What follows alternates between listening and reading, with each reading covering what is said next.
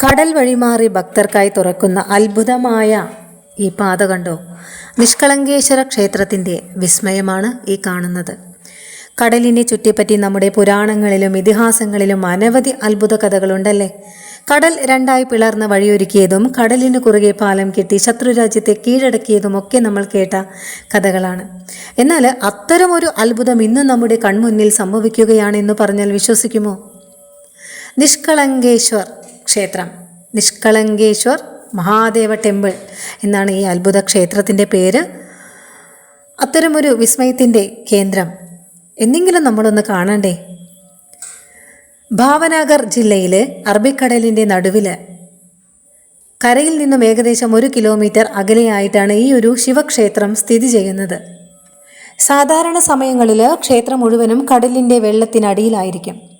ഏകദേശം 20 അടി ഉയരമുള്ള കൊടിമരത്തിൻ്റെ മുകൾ ഭാഗം മാത്രമാണ് വെള്ളത്തിന് മുകളിൽ നമ്മൾക്ക് കാണാൻ കഴിയുന്നത്. എന്നാൽ ഓരോ ദിവസവും ഉച്ചയ്ക്ക് 1 മണിയോടുകൂടി ഇവിടെ അത്ഭുതകരമായൊരു മാറ്റമാണ് സംഭവിക്കുന്നത്. വേലിയേറ്റം അവസാനിച്ച് വേലിയിറക്കം ആരംഭിക്കുമ്പോൾ കടൽ വെള്ളം പതിയെ മാറി ക്ഷേത്രത്തിലേക്കുള്ളൊരു നടപ്പാത തെളിഞ്ഞു വരുന്നു.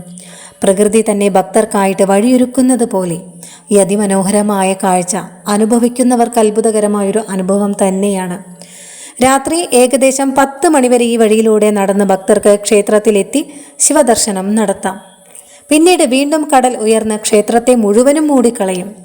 ശാസ്ത്രീയമായി നോക്കുമ്പോൾ ഇത് വേലിയേറ്റവും വേലിയിറക്കവും മൂലമുള്ള ആ ഒരു സ്വാഭാവികമായ പ്രതിഭാസമാണ്. എന്നാൽ വിശ്വാസികളുടെ കാഴ്ചപ്പാടിൽ ഇത് ഈശ്വരൻ്റെ അനുഗ്രഹമായിട്ട് കാണപ്പെടുന്നു.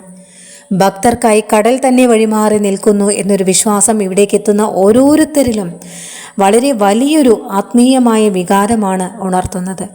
ഈ ക്ഷേത്രത്തോട് ബന്ധപ്പെട്ട മറ്റൊരു കൗതുകകരമായൊരു ഐതിഹ്യവും പ്രചരിച്ചു വരുന്നുണ്ട്. അതിപ്രകാരമാണ്: പാണ്ഡവന്മാർ കുരുക്ഷേത്ര യുദ്ധത്തിന് ശേഷം പാപമോചനത്തിനായിട്ട് ഭഗവാൻ ശ്രീകൃഷ്ണനെ സമീപിക്കേണ്ടായി.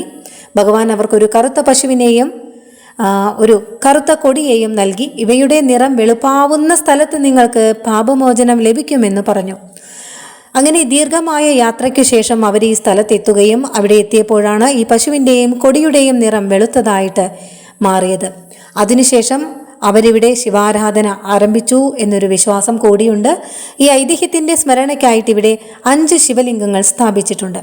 കടലിൻ്റെ നടുവിൽ സ്ഥിതി ചെയ്യുന്ന ഈ ക്ഷേത്രം വർഷങ്ങളായിട്ട് അതിശക്തമായ തിരമാലകളെയും കൊടുങ്കാറ്റുകളെയും അതിജീവിച്ച് നിലകൊള്ളുന്നതും ഭക്തർക്കിടയിൽ വലിയൊരു കൗതുകം തന്നെയാണ് സൃഷ്ടിക്കുന്നത്.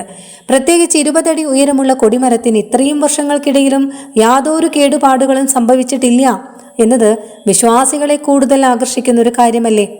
പ്രതിദിനം ആയിരക്കണക്കിന് ഭക്തരും സഞ്ചാരികളും ഈ ഒരു അത്ഭുതമായ കാഴ്ച നേരിൽ കാണാൻ ഇവിടെ എത്തുന്നു.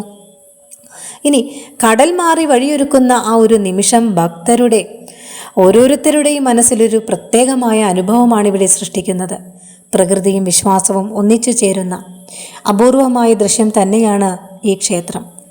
കടൽ വഴിമാറി നിൽക്കുന്ന ഈ ഒരു അനുഭവം കാണാൻ ഇവിടെ പോവാൻ എല്ലാവർക്കും സാധിക്കട്ടെ എന്ന് പ്രാർത്ഥിച്ചുകൊണ്ട്, എല്ലാവർക്കും ശ്രീ പരമേശ്വരൻ അനുഗ്രഹം ചൊരിയട്ടെ എന്ന് പ്രാർത്ഥിച്ചുകൊണ്ട്, ഹര ഹര മഹാദേവ, ശംഭോ മഹാദേവ.